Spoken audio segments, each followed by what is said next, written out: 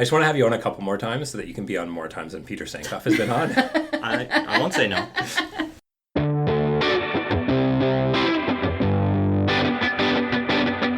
Coming to you from our nation's capital, this is Politicos. Today is December 2nd, 2017, and this is episode 64. If you haven't already, make sure to subscribe and leave a review on Apple Podcasts. Follow us on Facebook and Twitter, where we're at PoliticosPod, and support the show at patreon.com/Politicos. In this special No Scott and Ian's in Ottawa Again edition, we're cutting in segments from two guest appearances I did with our Ottawa podcast friends at the Docket and the Boys in Short Pants. But first, I have to thank our premier sponsor, Lindsay Teds, for helping make this show possible. And we now have a new second premier sponsor, Blake Hodson, who you can follow on Twitter at Baconus, Baconus. So thanks, Blake and Lindsay. First up, we'll play a couple segments from my guest appearance on the Docket with Michael Spratt and Emilie Taman. We talk about the LGBT apology and the new Supreme Court pick. If you want to hear the full episode with our entire conversation, go to michaelspratt.com and find episode 68. Well, I think the apology that the PM gave today is a pretty significant. It's a pretty significant thing. Do you want to maybe tee this one up, Ian? Sure. I think it was yesterday afternoon, but who knows knows when this goes out, so it doesn't really matter. Yeah. But this had been in the works for a while, and I think was one of the things the Liberals might have they promised so much in the election. Who remembers it anymore? I think they're trying to hope we all forget. Yeah.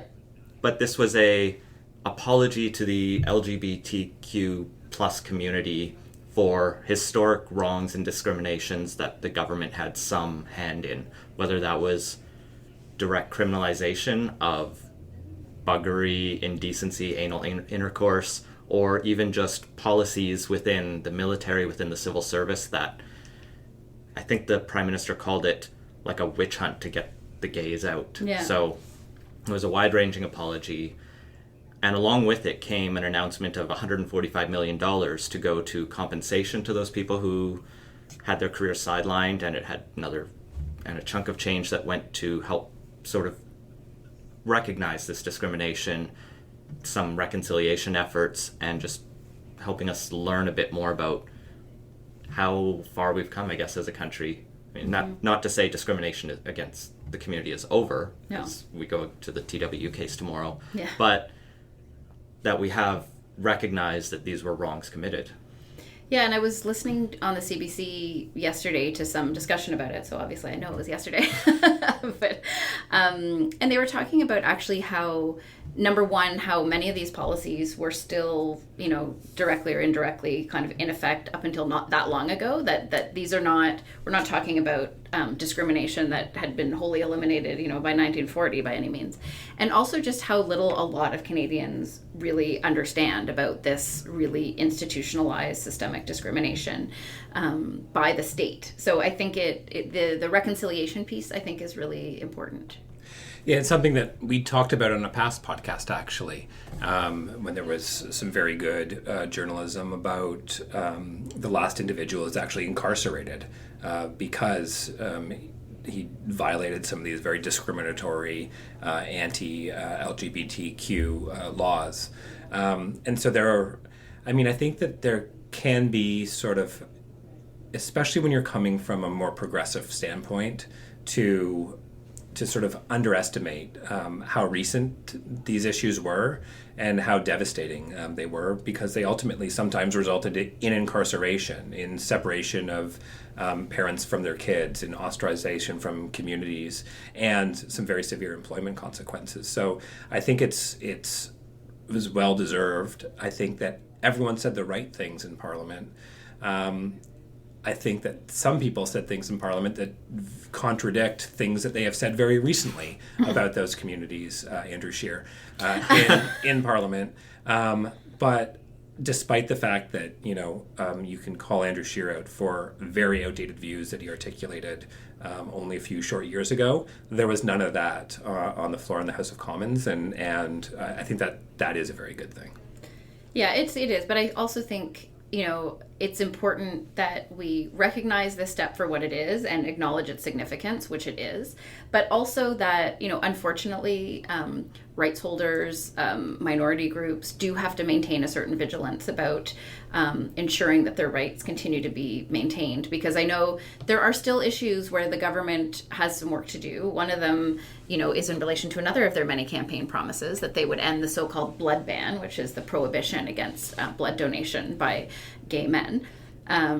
This is something that they promised. They came into power, then they kind of flip-flopped on it. And I'm not saying it's the same thing as excluding someone from, an employment opportunity, or, asking someone to choose between the person they love and their job or their liberty, or, but it's still, I think it still goes to show that there's still work that needs to be done. But I'm not going to take away from the fact that I think this is an important symbolic and concrete step the government's taken. Well, and they also introduced this bill yesterday to allow people to have their records expunged, or even their deceased relatives who had been convicted of any of these things. And I guess this was modeled off bills used in other jurisdictions. New Zealand, I think, came up first. I think the question I sort of had is, as criminal defense lawyer, what's the simple explanation of what an expunging is? Just so we're clear. Well, there are various mechanisms to sort of remove the stigma of a criminal record. In the past, we called them pardons. Now you have to apply for record suspensions. But there's also clemency and other issues. And so, the simplest way that you can look at it is this is a statutory way outside the current framework to have these convictions removed from someone's record or historical record. What it seems like with this bill is that there isn't going to be the application fee and sort of the other processes, and so there can be more attention given to righting these historical wrongs without, because all of these individuals would be eligible for a pardon or a record suspension and could get one, but this is a mechanism to fast track that, streamline it. And it's something more than a pardon, I think. Like it's or at least that's the way it was being presented by the government. That's right. It's not. It's more of a recognition that you didn't do anything wrong, that you shouldn't have been charged in the first place, rather than sort of a forgiveness for past wrongs. Exactly, like a pardon carries that admission of guilt, like, yes, I did this, but... Yeah, like that you've been convicted, and it's not negating your conviction, but rather saying because you've been of good behavior since that time, we're going to basically, as part of your ongoing rehabilitation, by removing it from the record, it opens opportunities that are not open to people with records. This is different. This is sort of essentially saying you never should have been convicted in the first place. And it's not just a pardon. It's like the record never existed in the first place. I think that it is also a good example that these sort of mechanisms are possible through legislation. And why do you say that? And there might be other instances that Ralph Goodale wants to look at. Like what? I can think of two off the top of my head, and that would be pardons for people who were convicted of simple marijuana possession over the last number of years, perhaps even convicted since the government announced that they were going to be legalizing marijuana. Can I just point out you just mentioned cannabis rate at 420? I totally did. Yeah, I'm also amazing. very high right now. No, I'm not. I swear to God, I haven't smoked any marijuana right now. Right now. No promises going forward in July 2nd of 2018 or whenever it's legal. Right. But I think that the other thing that this points out is that Ralph Goodale could maybe also do some work on the current pardon system, parts of which have been declared unconstitutional by courts in BC and here, something we've talked about before. So, this might have been a good time to address all of those issues and package them up in one sort of omnibus piece of legislation, because that's omnibus legislation's fine. But I will say seriously that I think that it's all well and good to apologize for past historic wrongs that you may not have been a part of or that didn't happen under your watch. And this is a good thing. I think that the government should be taking a more proactive look about what's happening now that we're going to need to apologize for later on, because this is always something. There's always something that is happening right now that we will have to apologize for later, whether it's slavery or discrimination against, religious groups. Or right now, I'm thinking about the status of First Nations children. And that's right. Ongoing litigation, multiple rulings by the Human Rights Tribunal that there's discrimination happening in relation to funding. And a real expectation when this government was elected that this would be the end of this kind of protracted litigation, and to think that they just keep having to go back to court again and again. And really, you know, I've been reflecting a lot about this recently because of some reading I've been doing and stuff, but it's just how much the child welfare system for First Nations kids is starting to look a lot like residential schools, and that we've had these very public proclamations by the Prime Minister himself about residential schools and the harm that was done there, but that in a lot of ways we actually have a very similar situation that's ongoing in our country, and that the government has been given many opportunities to address, and they say they're working on it, and that's fine, but as Cindy Blackstock always says, you know, children do not have incremental childhoods, and if you wait too long with this idea of incremental rights, it's another generation lost. And so, you know, this is something that I hope that the government is thinking a lot about. Well, the stat that I've heard thrown around, and I have no reason to doubt it, is there are more First Nations children in care right now than there were at the height of the residential school crisis, which just kind of highlights how deep that issue is. Yeah, so I think we need to be proactive. And the other thing that I will say, because this connects to a justice bill, is, and we've talked about this bill in the past, Bill C-39, which is a bill to repeal unconstitutional offenses that have been found to be unconstitutional, except not minimum sentences that have been found to be unconstitutional, because the government is not repealing those, even though the Supreme Court has said they're unconstitutional. Details. But Bill C-39 has a clause that repeals the unconstitutional and discriminatory sections of the criminal code that deal with things like anal sex and sort of other indecency provisions that were applied discriminatory in a discriminatory fashion and operated that way.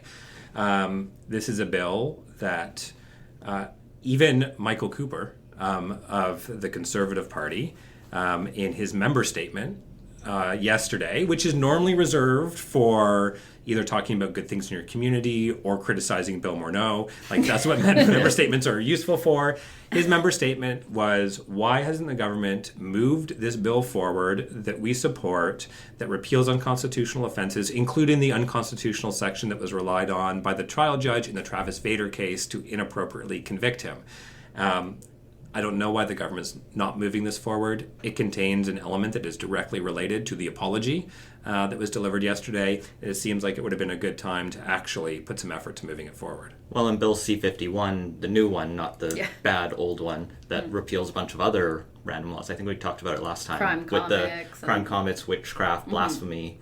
Alarming her match. Has cleared committee and is going already to third reading soon. That's right. And then it seems like it's on track to, clear the Senate before they prorogue or whenever they do. But so why do you think they're not moving that other one forward? I mean, it's probably less of a priority because in a way it doesn't really change the law. I mean, it just... But if they're committed to cleaning up the law, there's... Yeah. I guess there are a couple things in 51, as you know, that are a little bit more controversial, and maybe the Liberals see those as the priority around the sexual assault. And I don't know. It seems like this is Bill C-39 is a bill that just cleans things up. The line that we've been given from the Justice Minister is that they're undertaking a review and an analysis of the criminal code to modernize it and bring it up to date. They've launched a new survey to that extent to gauge the public's... Well, it's called a public consultation, but it's really a public opinion survey. It does a bit of education and asks, what would you think if, in this fact scenario, if we did this, and sort of gauging the public opinion. So it doesn't seem like it seems less of a consultation and more of a sort of governance by popular opinion. Do you find out what kind of justice reform advocate you are at the end? You're a Law and Order. Which TV show do you Which Law and Order prosecutor am I? Yeah. So, I mean...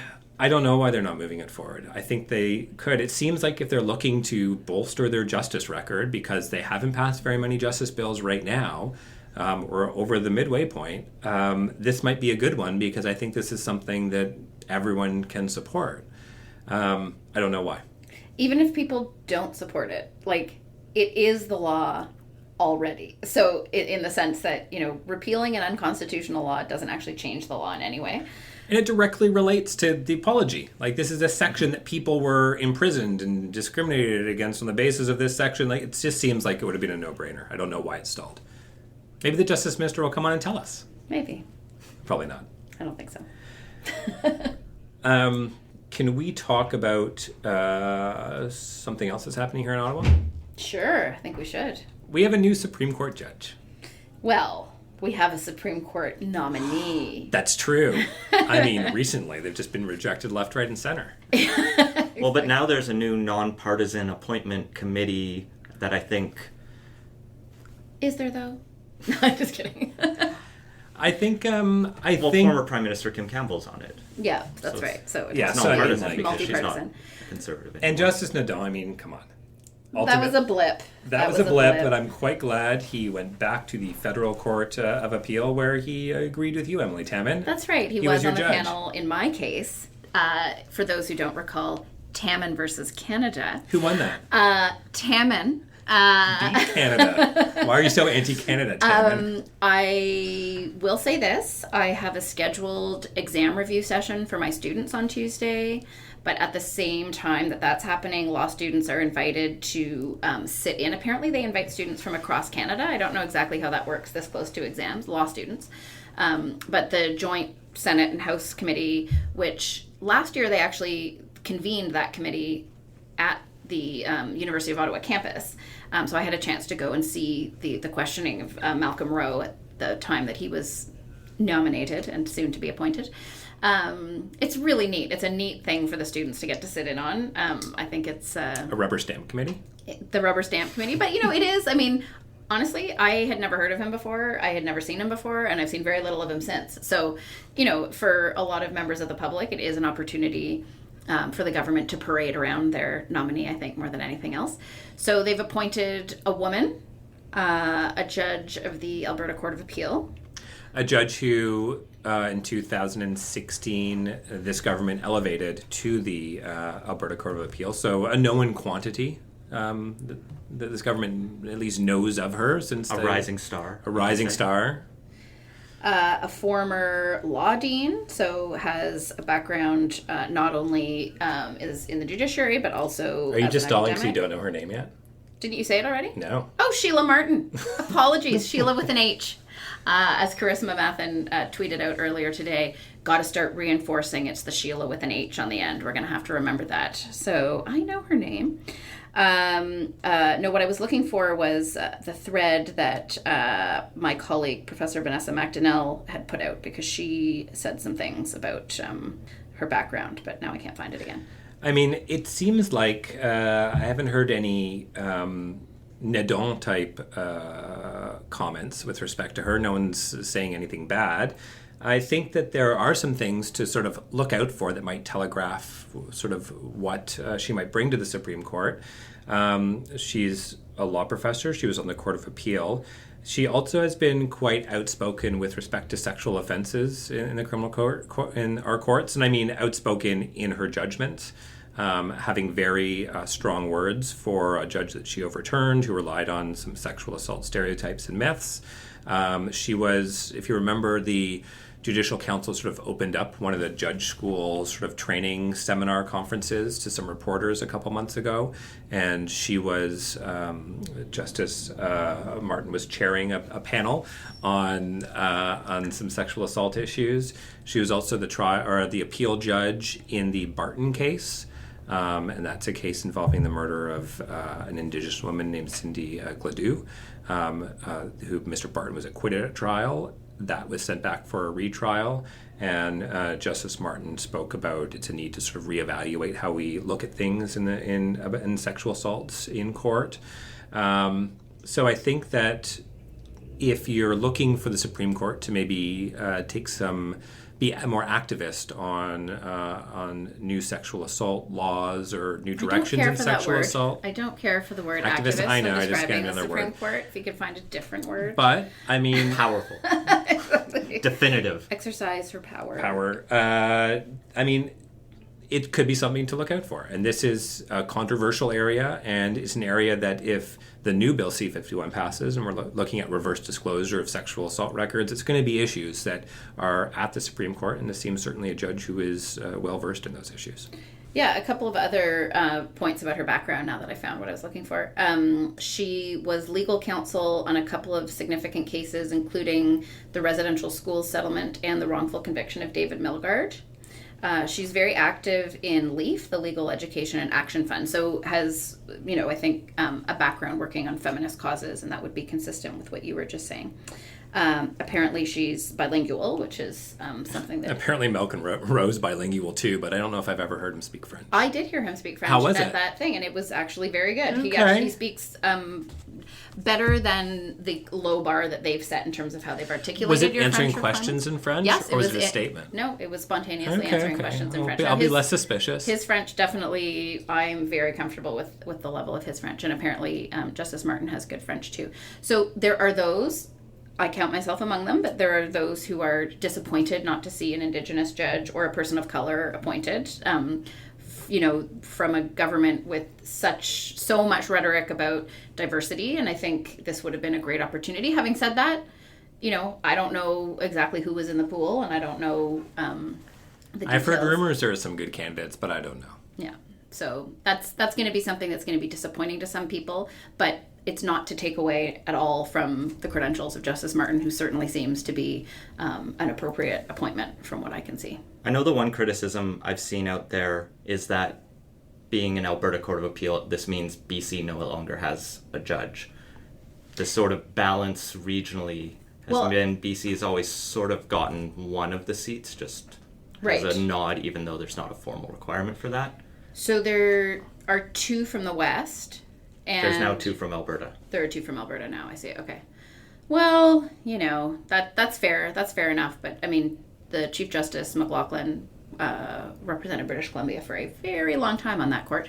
But no, that's fair to say. There's certainly a deep pool of talented judges in British Columbia as well. And I know when Justice Rowe was appointed, at that time, there had been some discussion that they wouldn't limit themselves to appointing a judge from the East at all, from Atlantic Canada.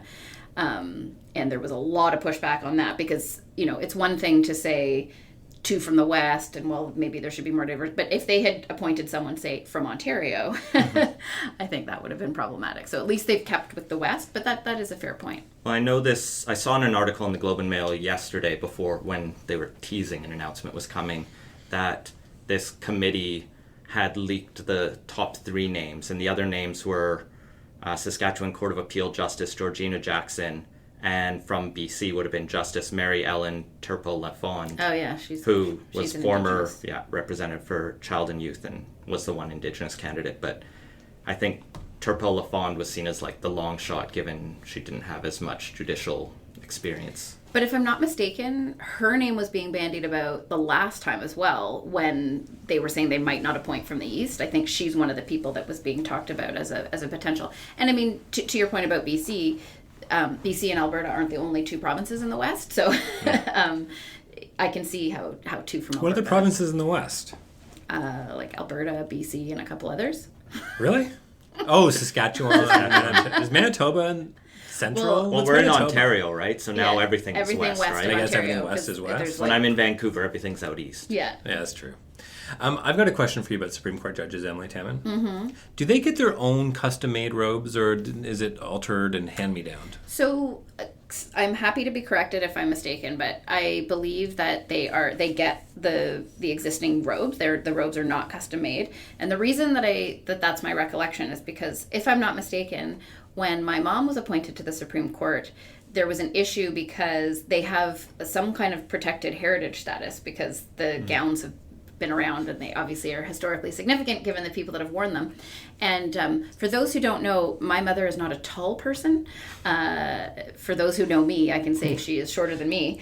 And there was an issue because there was a question as to whether the robes could be cut or how, she would not have been able to walk in the robes at their length. It'd been like a long train? I don't know if they had been Boer Alaskans. And in fact, there was a joke when Justice Charon was appointed to replace my mom that they had just chosen another small Louise to fit the gown. So my understanding is that no, they do not get custom gowns and that they're modified to suit the person. That's all I ever wanted to know. That's what you want to know. There you go. That's it right there. There you've got your I answer. skimmed through the responses because one of the things Trudeau has done is put up the Q&As of each of the people who've applied. That would have been a fantastic thing to look at. The best, before we started. I'll tell you what, the best thing that I saw in there is they were asking her, like, what other extracurriculars have you had outside of law? And she said, like, to pay for her law school, she babysat, was a camp counselor, worked in the fast food industry and in retail sales. So does that match? Oh my gosh, I feel like she's my soulmate. I did basically those same things. And would you put that on your Supreme Court of Canada application? I mean, I would like to think that I have some extracurriculars outside of law that post-date becoming a lawyer. Like, those are like, yeah. I mean, I definitely was a camp counselor for longer than most people would consider appropriate for an adult. But I was still in undergrad, and I like to think that I've done some non-law things in my spare time, you know, as a lawyer. Mine would be so bad. Be like, I once completed Double Dragon video game in one sitting. I also... Dragon Veil. Yeah. I also was able to master every King's Quest MS-DOS game in one sitting. Like, it would not be good. I'll just not talk about my childhood. It was a dark time. It was a dark time behind a screen. The other thing I did see her mention, in addition to all of the things you mentioned, Emilie, is she was one of the Court of Appeal justices in Alberta who, there was that period after the Carter decision when medical assistance in dying was struck down but not It hadn't available. gone to the Supreme Court yet, yeah. No, it after, had, but there was then you still was had the to go to delay, court, right? right? Yeah, and I think it was even after Trudeau got the extension because he needed to time to write a bill, and she authored one of the decisions allowing someone in a rush judgment and basically just reaffirmed the Carter decision, which gave a lot of assisted dying advocates a lot of excitement because it sort of put lie to the government's argument that their more restrictive bill was garbage. We're going to have to do a little more homework on Justice Martin's criminal law record, which really is the theme of the Docket podcast. And although I know what you're thinking, aren't you a criminal law professor, Emilie Taman? Don't you? But, like, just saying, I haven't taken the time to fully characterize every justice of the Alberta Court of Appeal in terms of how they approach the criminal law. So maybe we'll have one of our good friends from Alberta come and talk to us. I normally like to let other people do that sort of work and then just steal it when they tweet about it and then talk about it on here. But the Alberta Court of Appeal is a wacky, wacky place. So I'd be very interested to read the decisions that she was part of. Yeah. So we'll do a little homework and we can come back on that. Next up, I'm going to cut in a bit of my appearance on The Boys in Short Pants. In this, we talk about Bill Morneau's Last Stand and derelict vessels and secret ballots in Parliament, with lots of side diversion since we got a little distracted with the beers we were drinking. If you want to hear our full episode and the full discussion, find The Boys in Short Pants episode 32. We just want to start by talking about, of course, the old Morneau Death Watch continues. Yeah, it's been a hell of a week for our friend Bill. Yeah, you picked a good time to come to Ottawa to witness, his final days here.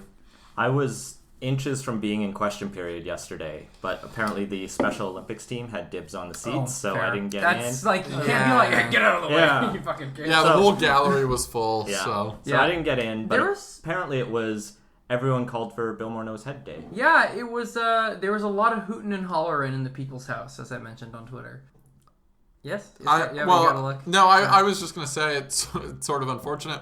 One of the, when you talk to sort of MPs and in the books that are done of like MPs' time in the House, they always talk about like the level of decorum in the House and stuff like that, and how like... I was embarrassed when I had a school group, yeah. I was embarrassed at when we had school kids in and I knew they were there and they were witnessing this in the House, and it's like, well, the Special Olympics team got one hell of a show about really what did. Canadian democracy was A about. memorable one. Well, I guess today was even hotter since Blake Richards, the Conservative MP from my parents' riding and where I grew up. Banff Airdrie.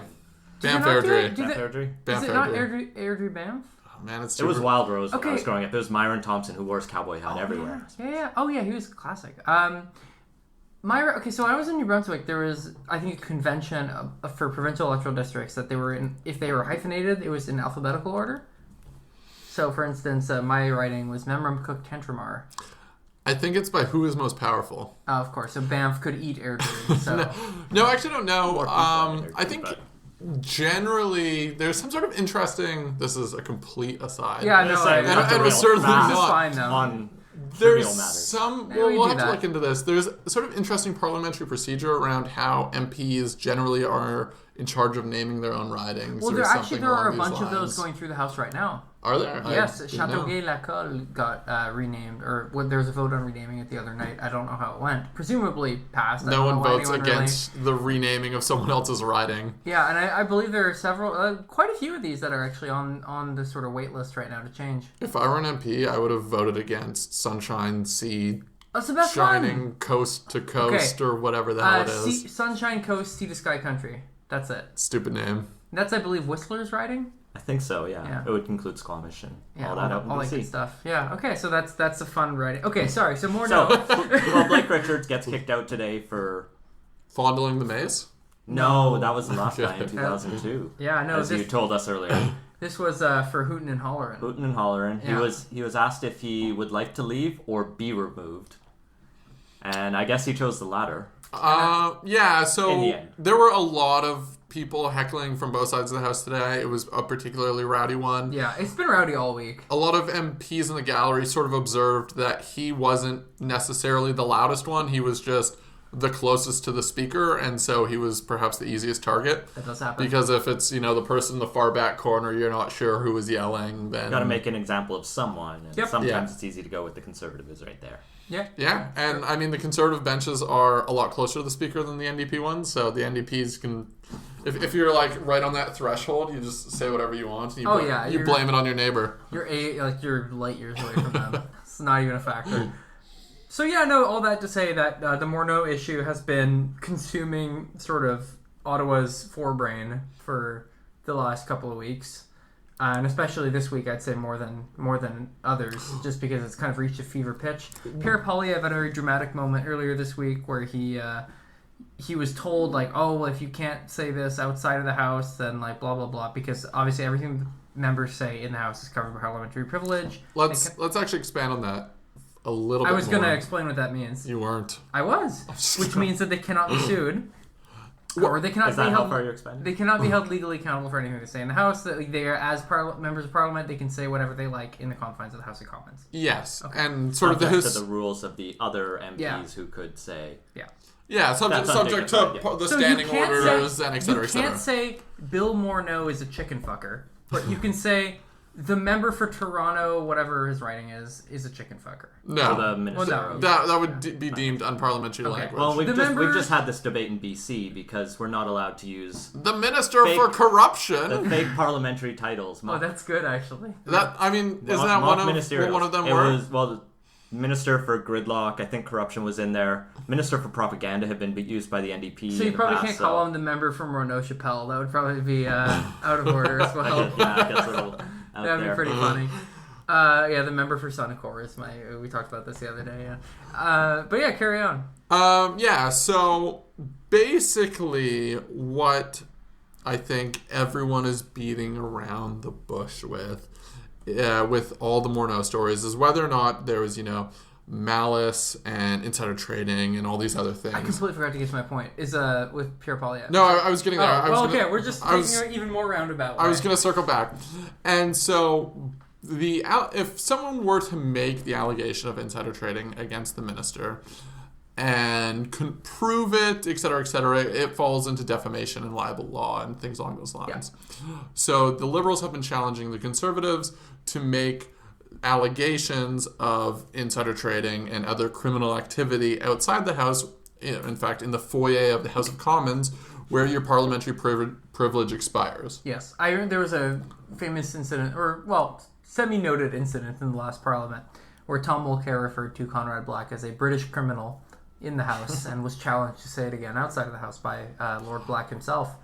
This is sort of a once every 4 year thing or once every 3 year when someone wants to defend against their claim or someone's making particularly outrageous allegations. There's always why don't you say it outside the House? In most workplaces, when you say, you want to take this outside, it means you're going to get into fistfights, but in this lame-ass line of work, it's Are you gonna get sued or not? Just repeat yourself 10 meters from here. To credit that, I think Ishmael Darrow made a very, very similar joke on Twitter the other day. So I'm not ripping off your jokes. I just forgot about it in the moment. I think he listens actually. So it's more about I want to bring my lawyers into this kind of. Yeah, exactly. Like me and my buddies are gonna like you're not even gonna fight. It's just Tom Kamich made a good point about sort of the history and this sort of interesting because personally I found my lawyers will sue you if you say this 10 yards from here, especially coming from Trudeau, who has effectively said that, seems like really off-brand for Trudeau, that generally you wouldn't have the Prime Minister clipped on the news threatening to sue the opposition. Yeah. Especially based on like parliamentary privilege and stuff that, which moms and pops watching aren't necessarily going to understand. He even said, the member has parliamentary privilege, as he should, and then was like, I will sue the pants off of you, Pierre Poilievre. Yeah, so Kamich's point was that parliamentary privilege obviously exists for a reason, and the reason it exists is it's sort of a protectionist measure for people who aren't in government to protect them and to enable them to say what needs to be said in a democracy. Charles II shit there, yeah. Very good reason so that you can speak truth to power. That's the idea. Well, and also the court shouldn't be able to reach into the legislature. Yes. Also that. Division of power type thing. That's a good one. I was literally at the Supreme Court all day. I have to be thinking about these things. And so you can speak truth to power without fear of repercussions, basically. And so the challenge is, it's just such a weird, say it outside. Honestly, if I were in the conservative OLO, my calculation would be, let's do it. Let's go the libel angle. The PCs in Ontario made a similar calculation recently. They did. Let's do the libel one as soon as the story is dying down. Let's go outside the house and say whatever the hell we want to say within reason, so that you have a fighting case in your libel suit. But that's going to extend the media cycle. That's going to extend discussion of the minister for years. Yeah, that said, though, the Ontario PCs, I wouldn't say that's gone terribly well for them. But that may be more just a Patrick Brown problem than it is that particular the eminently successful Ontario Progressive Conservative Party. So, who is facing the least popular premier in the country. And with the possibility of stepping on all the rakes they've strewn across their lawn in an effort to foil their foes. We found another derail to go down. Yeah, no, we do that all the time. To touch on the Patrick Brown one very quickly, the case of Patrick Brown, for those unfamiliar with it, is Brown said something to the effect that Kathleen Wynne is on trial, which of course is not the case. She testified at criminal proceedings of her lackeys. Related to the Sudbury by-election shenanigans, which we will not which has since been thrown out. But then when pressed by her legal team and counsel to either back down on the allegations and repent, which is fairly common in libel and defamation law, they made I think usually it's recant. Repent Would be take your pick. It's a little form more of dramatic. repentance. It's a little more dramatic to repent. Never claimed to be a lawyer, although I did take a journalistic law class that covered defamation law once upon a time. I took a non-profit law class. We're basically lawyers here. There you go. Yeah, I have never taken law, but I did study Latin, so next best thing. Good. And so Patrick Brown's team, in this instance, made the political calculation to double down and to say, let's repeat it. Let's go to court and see how much good press we can, make, how much hay, how much milk we can produce out of this. Very rural metaphors today. And so I can easily see the Conservative government in future taking Morneau and Trudeau up on their challenge. Conservative opposition. Yeah. We both got that. What are you going to say? You said Conservative government. Yeah, Chan's already had his old one habits beer. die hard. Chan's had his one beer, and okay, wow, we've gotten very off track. At any rate, what happened with Poilievre is he then went out into the house. Wow, we really got far. Out into the foyer. Oh yes, yeah. Fuck, we're terrible today. He went out into the foyer and then repeated a very, very toned down version of what he had said in the house. Very toned down, and you could say there's very little resemblance between the two statements, if one were uncharitable. And that has been sort of the story of the week. And there's been this sort of story that's broken today about insider trading, or alleged insider trading, I should say.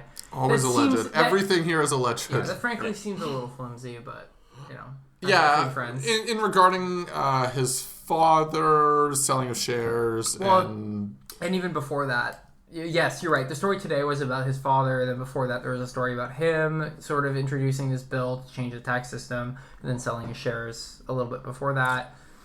Like, it's a little... It's as you were mentioning before we started recording, do you want to explain sort of the stock movement and how that sort of factors into the big picture? So, rather than explaining it, I would encourage people to... Fair. Right, well, no. Describe with words on an audio format what a graph looks like. Yeah, I was going to say, I was doing it with my arms earlier. Yeah, that's fair. I would encourage people to look at the Morneau-Chappelle stock, to punch in the old Google Morneau-Chappelle stock, to look at the stock history of it over the past 2 to 3 years. You can find graphs with this, where if you scroll over, you can sort of see the day by day what the stock price was at close of business every day. And you can see this sort of window where the stock was sort of going along steady, and then the stock dropped, and that is where sort of the crisis here, or the point of contention is. And this was around December 3rd or 5th or 7th, I've heard 2015. I think I've heard all those dates. Depending on what specifically you're talking about, which is when the stock price dropped. And then it dropped apparently in response to Liberals tabling Ways and Means motion in regards to their taxation, their middle class tax bracket changes and increased tax. And in the global piece today from David Aiken, what was controversial is instead of talking about the middle class, he talked about capital gains measures, which weren't actually included in the Ways and Means motion. They were perhaps mentioned, but the actual measures were not put into effect, and in fact still have not been put into effect, much to the chagrin of the NDP. So we have gotten to the Conservatives too. Oh, sorry, okay. No, my mistake. Anyway, we've gotten very deep in the weeds here. What do you think is the political upshot here? The political upshot? I think it's the nail in Morneau's coffin. If it wasn't effective... Well, so here's the thing. All of these things, like, the coffin is sealed. All the nails are in there. And the Conservatives are there with their nail gun, just putting more and more into it, sort of frivolously, because the damn thing's closed. Yeah. What needs to happen, the Liberals are in the corner, though, like, practicing some witchcraft, hoping to raise the dead Morneau from the dead. No, they're not. Well, no, you're right. They're biding their time. Yeah, I think you're correct. They're biding their time. He has to get through a budget, and then summer prorogation, final cabinet shuffle. I think you're correct. Pitch him. Though they have... or the Prime Minister has repeatedly said in the House, when asked if he has confidence in his Prime Minister, that he does, and he's been a great finance minister, and that he's helping the middle class, and all these great things. So I do agree with you. Their rhetoric, I think, also confirms that, in the sense that they are, like, hanging on for dear life for the next 6 months or so. But I think he will not serve out the term, and I doubt he runs for re-election. So, if you pitch your finance minister when faced with scandal... like, this amplifies the problem for you. It's a confession, basically. It serves as a confession. It's all your crimes. And to a certain extent, Morneau did this on a small scale when he sold off his stock in Morneau-Chappelle. And although he never really conceded that it was a problem. The argument was I didn't do anything wrong, but I just wanted to sell my stock. He's got I didn't break the letter of the law. Yeah. Which is never a great argument. No, he did.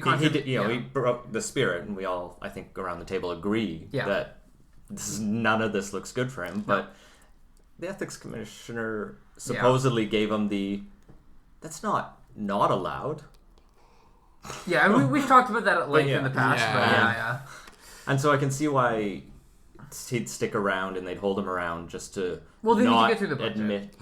Like they're working him. So perhaps a comparable example here is in recent memory, perhaps the most recent minister in a similar situation was Fantino. If you sort of just historically go back to it without going back to not Fonda, who was the juice? Bev Oda. Beverage Oda. Without going all the way back to Oda. Allegedly beverage. To just stick with Fantino, Fantino was under, similar. He had his struggles in Veterans Affairs, and the government. Fantino, who is, and the government kept him around for quite a while until he'd sort of weathered that, and then he was. Yeah, he was terrible minister. Demoted. Take that as what you will. This is sort of historically what governments have done when they're sort of demoting ministers. Is you don't demote them when they're under fire. You don't give the opposition a head on a platter, right? Like you don't. You say, "Well, this person has had such a great career, and they're going to go out the side door now, and we'll never hear of them again." I cannot think of a single instance of a minister resigning to calls from the opposition to resign. Well, God, like when you see headline news, it's like opposition calls on government minister to resign. It's like they would do that any day, given the slightest excuse. That's actually not true. I think the Conservatives have actually been pretty diligent about it, about holding off on this. And Poilievre actually was interviewed about this and stated explicitly this, that if you call for everyone's resignation, people start to stop taking you seriously. Fairly, yes. And sort of, if you're always crying wolf, then no one's ever going to take you seriously. So if I'm not mistaken, to date, 2 years in, I think there have been 2 calls for resignation from the Conservatives. I think Harjit Sajjan over the stolen valor gate. Over the architect of... You're not just using gate. Yes. Actually, I have to say credit to the Beaverton for this, but I think one of the best Beaverton jokes I've had in forever, though they've been pretty good in general, was after they had that world record length confirmed kill from a sniper. It was like Harjit Sajjan takes credit for the longest sniper shot, that was pretty good. So I think that was the first call for resignation of the Conservative opposition, and I think this is now the second one. And I would highlight that Morneau has been under fire since effectively August. I was trying to think of when the small business tax changes were implemented. August is probably when it started to ramp up. Yeah, because they were out of the... So that's it. The summer, they tabled this stuff kind of before the summer recess. And then they had the summer recess, and they got flack all throughout the summer. Yes. And then when the House came back in September, or mid-August, or whatever it was. Not mid-August.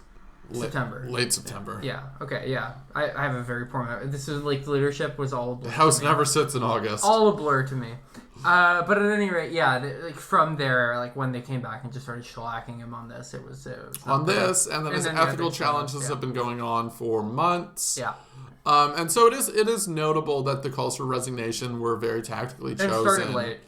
In response to, and not to allege that Minister Morneau has done this, but if one were to be investigated for insider trading, this isn't the Ethics Commissioner doing this. This is the RCMP. Yeah.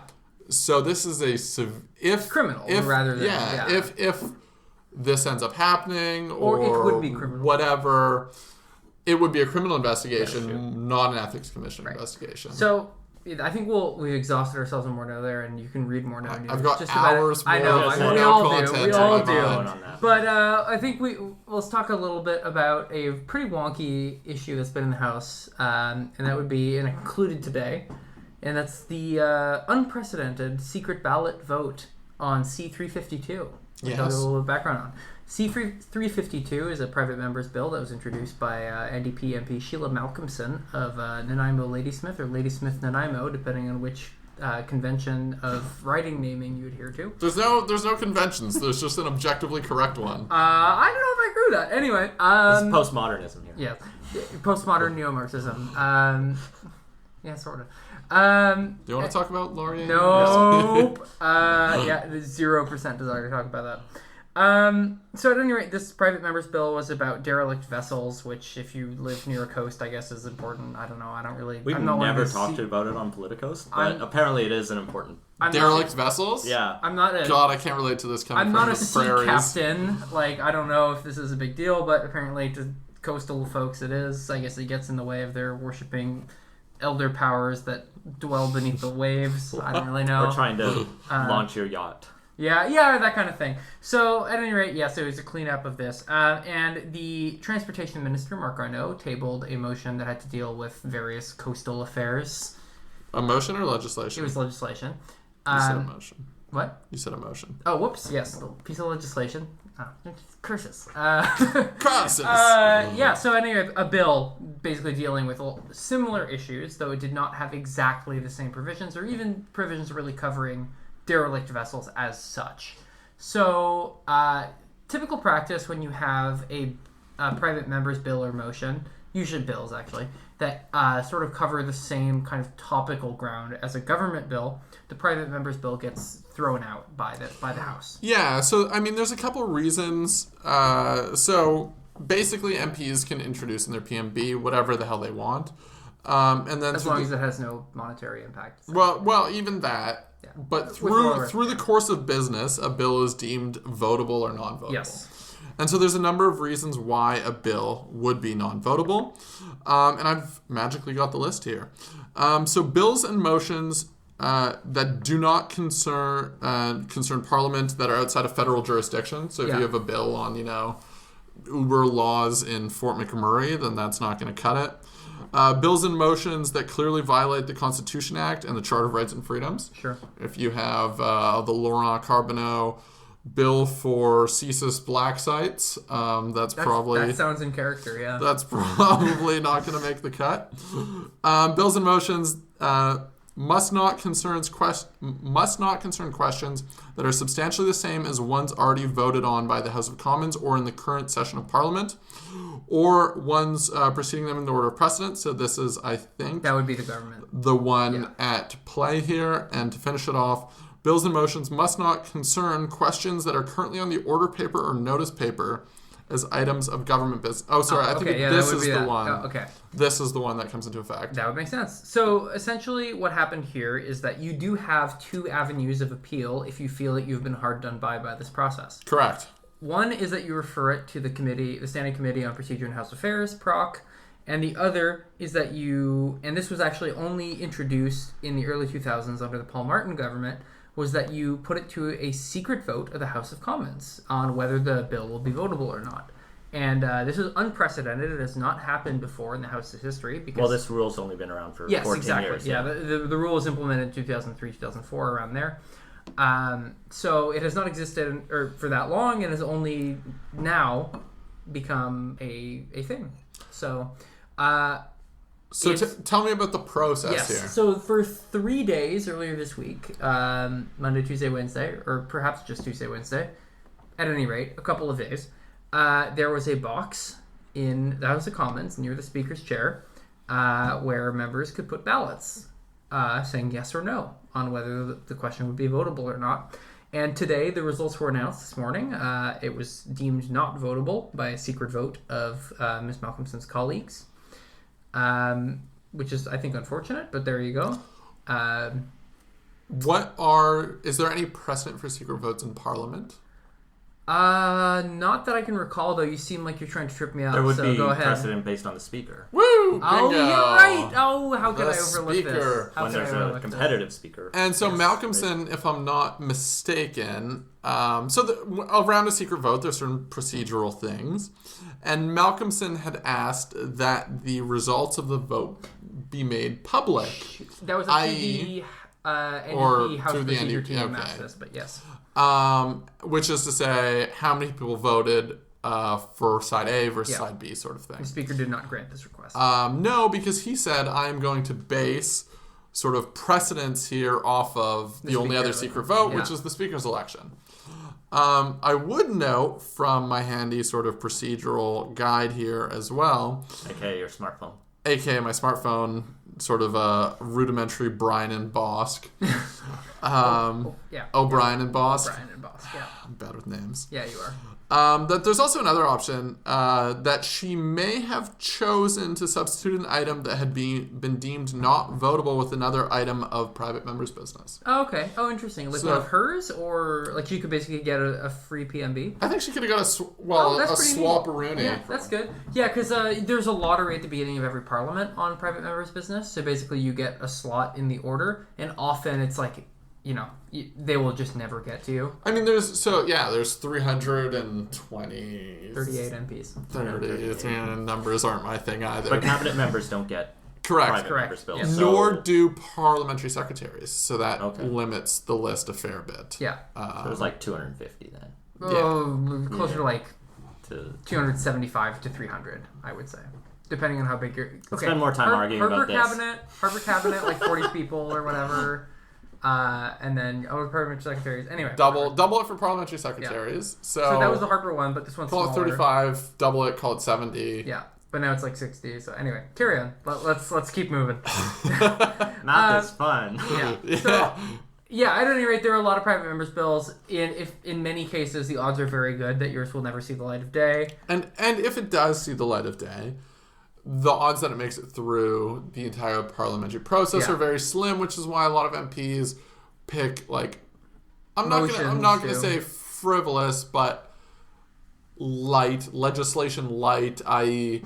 the day to recognize X group as like a national day celebration. Or to designate the Canadian horse as the national horse of Canada. Or that National Hockey Day was Linda Duncan. Was it? First bill. Linda Duncan picked National Hockey Day. Yeah. Edmonton, City of Champions, my friend. Or I mean, she was my member of parliament for 4 years, 5 years I almost. get her elected.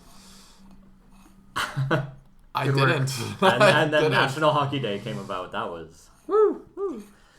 I mean, that would have been against Raheem Jaffer. Yep. And that was fun times. We'll get to cannabis. At the University of Alberta there. Was it cannabis or cocaine that was at issue with Raheem? He got cocaine, but he's played the Reefer Madness card against her right at the end there. That's smart. Class act, right? Raheem all the way to the end. So I think, that will segue out of this interesting bit of parliamentary trivia, which is kind of cool. It's a little bit of parliamentary history in the making, and, it's a reminder that your institutions are run by nerds, and you're all at our mercy, really. But it means the astronaut will solve our derelict ship problem, and you not would know. Well, it's like Event Horizon, but water. Well, because her bill died, so... Yeah, also that.